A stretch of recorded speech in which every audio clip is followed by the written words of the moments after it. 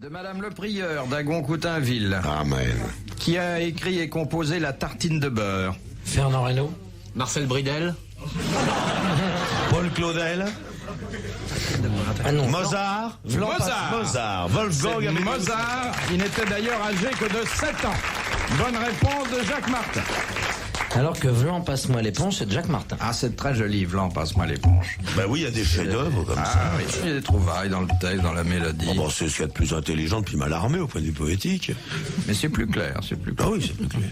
Vous n'avez jamais joué en concert, et Vlan, passe-moi l'éponge, Michel Legrand? Jamais encore, non. Bah, c'est là qu'il faut une grosse orchestration. Hein. 160 musiciens, 2 canons. Comment était l'air? Quel air? L'air de la... L'air était sec le jour où je l'ai composé. Passe-moi l'éponge et Vlan. Fais-moi gli-gli. C'est tout, c'est une beauté. C'était ça pendant 3 minutes, non? Bah ça changeait pas, je vais pas me fatiguer. C'est d'une beauté. Je trouve La pureté de la mélodie. D'une richesse. Il y a 2 choses qui me touchent, ça et le boléro de Ravel.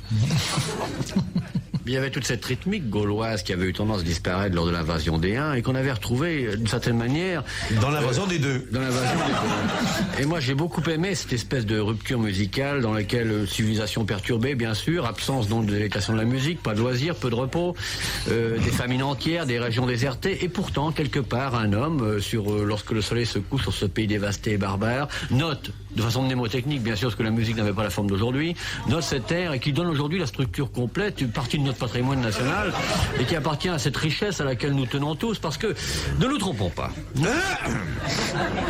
Mais ne pensez-vous pas qu'il y a un induit sous-jacent par un apport de la musique sacrée dans la musique? Non, non, non, non, non, non, Pas- non. non, non, c'est l'erreur que font des gens comme Brintel, Alfonso, Cardi B ou bien même les frères Vargas. Pourtant, Chris Bell écrit dans son traité Pro Musica Articum singularis nominativo et mesuratim plex. Je savais. Oui, j'allais vous le sortir. Je le savais. Et je ne le sais plus. Je le savais. Et ce que vous dites est assez curieux. Et c'est très net dans la musique de Brettencourt. C'est plus Charles que très net. Mais si je devais en revenir... Oui, mais reprenez dès le début. Ici France Musique, modulation de fringance. Je savais pas, Amiral, que vous étiez musicologue. Ah, je rends de ça, hein. Je rends de la musique. Ah oui, mais elle vous le rend bien, je crois. C'est un dissolvant de l'intelligence. Oh, comment pouvez-vous dire ça devant Michel Legrand? Il est dissous. Pas plus.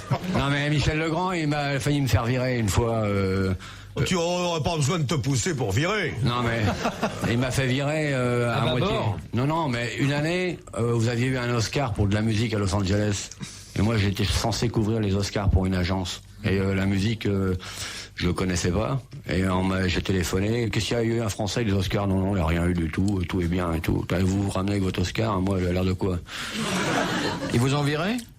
Pas viré, moi j'étais trop loin, j'étais déjà parti, mais le maigre chèque n'est plus arrivé. Alors, Quand je suis arrivé à Los Angeles, j'ai trouvé Michel Legrand en 20 minutes. Mais Dieu sait s'il a vu les grands. J'ai crevé de faim. C'est une enfance très malheureuse, hein. Ah ouais. Une Qu'est-ce qui enfance t'a sauvé, malheureuse, la une adolescence médiocre, un âge adulte moche et je me prépare avec une vieillesse misérable.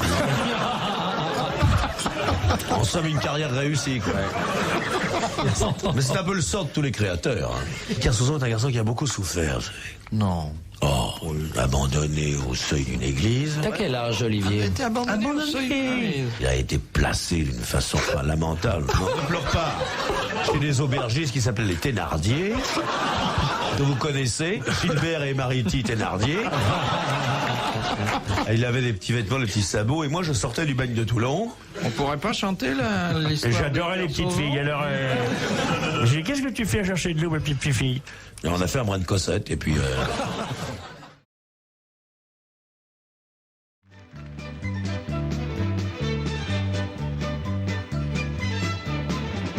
L'autre samedi, ma femme Germaine me dit tu vas prendre un bain. Ça fait bien plus de 8 semaines que tu t'es pas lavé les mains. Elle me prépare une bassine avec de l'eau chaude dedans. Et moi nu dans la cuisine, je lui chante en rigolant. Et Vlan, passe-moi l'éponge. Et Vlan, fais-moi gli-gli. Et Vlan, passe-moi l'éponge. Et Vlan, gousi gousi. je peux pas dire que ce soit intelligent, hein. Au service militaire, il fallait se laver les mains, il fallait se laver le derrière, les oreilles et puis le restant. Il y avait de grandes bassines où ce qu'on mijotait dedans. Mais moi qui avais de la réplique, je chantais à l'adjudant. Et v'lan, passe-moi l'éponge. Et v'lan, fais-moi gli-gli.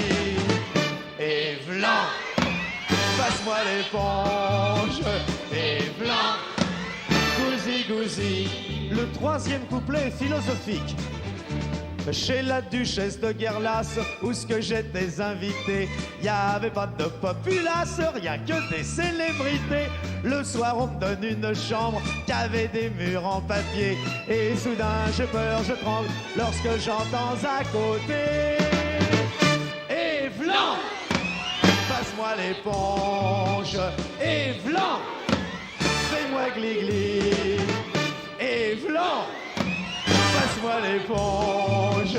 Et v'lan, gousi-gousi.